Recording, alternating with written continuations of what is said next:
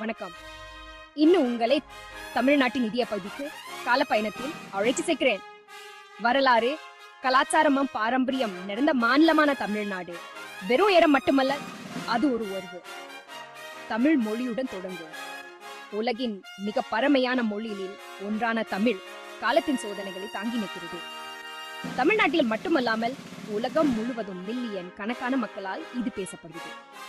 சங்க இலக்கியம், செருமையான இலக்கண மரபு ஆகியவை தமிழை மொழியியல் பாரம்பரியத்தின் கருவூலமாக மாற்றுகின்றன. தமிழ் மக்கள் எப்போதும் தங்கள் உறுதிப்பாடு மற்றும் படைப்பாற்றுக்கு அறியப்படுகிறார்கள்.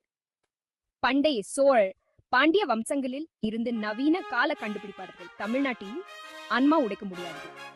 உள்ளூர் கலாச்சாரம் என்பது பாரம்பரியம் மற்றும் நவீனத்துவத்தின் கலவையாகும். மிக பழமையான பாரம்பரிய நடன வடிவங்களில் ஒன்றான பரதநாட்டியத்தையும் செழிப்பான தமிழ் திரைத்துறையான ஹாலிவுட்டையும் பற்றி சிந்தியுங்கள். பொருளாதார ரீதியா தமிழ்நாடு ஒரு வலிமை மிக்க மாநிலம். வலுவான தொழில்துறை அடித்தளத்துடன் இந்தியாவின் மிகவும் வளர்ந்த மாநிலங்களில் ஒன்றாகும். ஆட்டோமொபைல் துறை, ஜவுளி மற்றும் ஷேடி துறை ஆகியவை இந்த வளர்ச்சியின் முக்கிய இயக்குகிறார். சென்னை, கோயம்புத்தூர், மதுரை போன்ற நகரங்கள் பொருளாதார நடவடிக்கைகளால் பரபரப்பாக உள்ளன. வணிகம் எப்போதும் தமிழ்நாட்டின் பொருளாதாரத்தின் முக்கிய அம்சமாக இருந்து வருகிறது. பண்டைய மசாலா வழிச்சங்களை இருந்து சென்னை மற்றும் எண்ணூர் போன்ற நவீன துறைமுகங்கள் வரை வர்த்தகம் தமிழ்நாட்டை உலகின் பிற பகுதிகளுடன் இணைத்துள்ளது.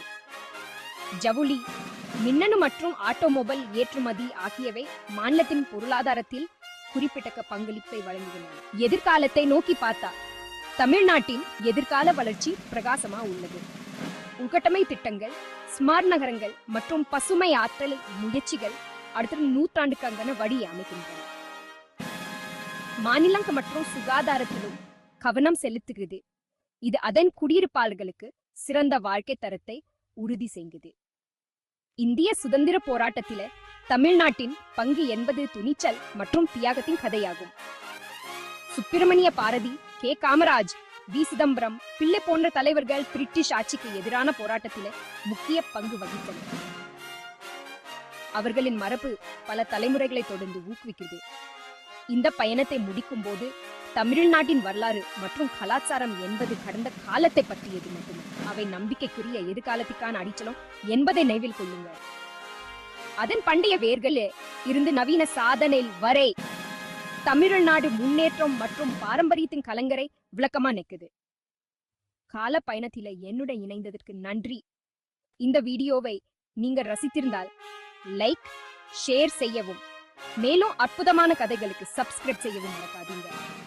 நன்றி.